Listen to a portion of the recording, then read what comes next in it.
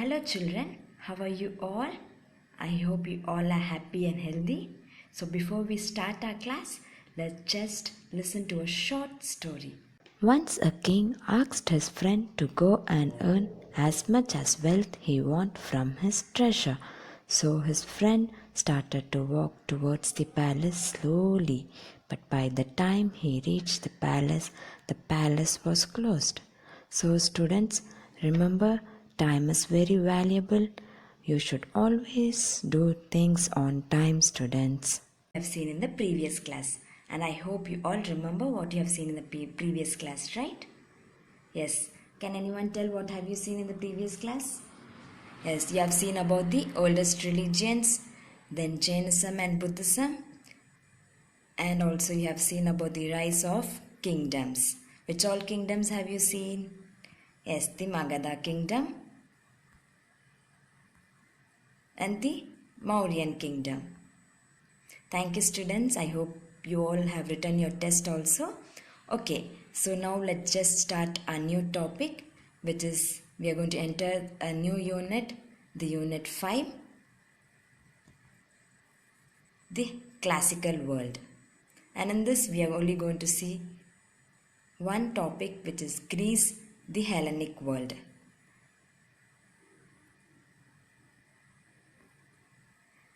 Before I get into the new topic, let me just tell you the difference between the Hellenic world and the Hellenistic world.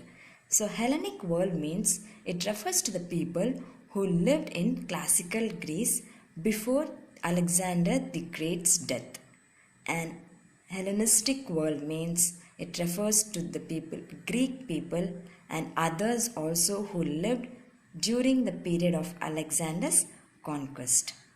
So in this classical world, it comprises of ancient Greece and ancient Rome.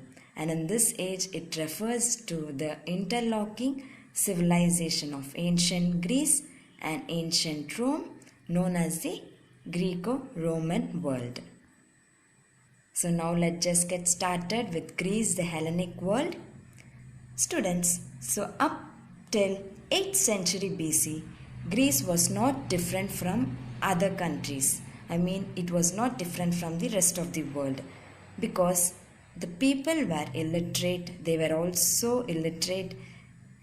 Craft specialization were primitive and their life were very difficult. Whereas agriculture also was limited in that area. So slowly the people of Greece, they succeeded in finding colonies. And later on, it turned into a network of city-states. So here they developed through the revenue trades and later turned into city-states. Acropolis, a fortified city of ancient Greeks on the hill in Athens. So it is a fortified city in Athens and it is a well-developed area. Though the city-states fought each other, they were bound together by trade, by common alphabet, religious practices and festivals. So they had similar religious practices also. So through all these, they were bound together.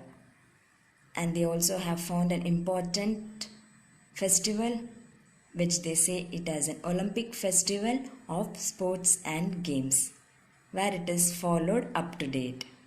Yes, we all know that this Olympic happened here also once in 5 years, right? Yes, students. Greeks also were involved in war, where the Persians, they started wars with Greeks. We'll see during which period this happened. So it was the time where King Darius, he was the ruler of the great empire in Persia. He was very jealous of the Greek city-states. He was wanting to conquer, so he decided to conquer the Greek city-states. Therefore, he started the first attack, where the Greece won over the Persians. So the first attacks on Greece failed because of the Persian army. They suffered from various diseases and lack of food. So lack of food means obviously they get various diseases. They will be infected with various diseases. That caused the defeat of Persians. And again King Darius, he started another attack, the second attack. But at that time the Greeks or the Hellenes, they fought patriotically in a place called Marathon in 490 BC. And in the second attack also, the Greeks won over the Persians.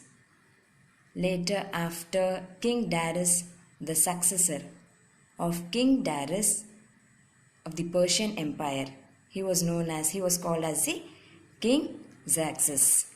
He also wanted to lead a war which would be the final war. So he joined the Spartans and fought the final battle in Salamis, where the Persian ships were destroyed. That means the Persians got defeated again. So even in the final war, the Persians were defeated. Therefore, disheartened, King Xerxes returned to Persia without achieving his end. Greece, this Hellenic world, it also had the democracy. They also followed the democracy form of government. When the Greek city-states first emerged, they still carried the legacy of the past.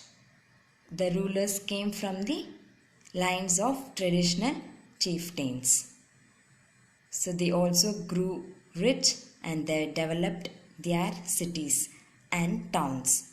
At the age of Traians, which is in the 6th century and to 4th century BC, they proved that this period was called as the development of the urbanization, and it was known as the Olympia Zeus at Athens. So because of the development of the urbanization in this period, they were known as the temples such as Olympian Zeus in Athens. Athens also followed the same democracy. The Athenian democracy, they also had the same democracy where we are still following nowadays.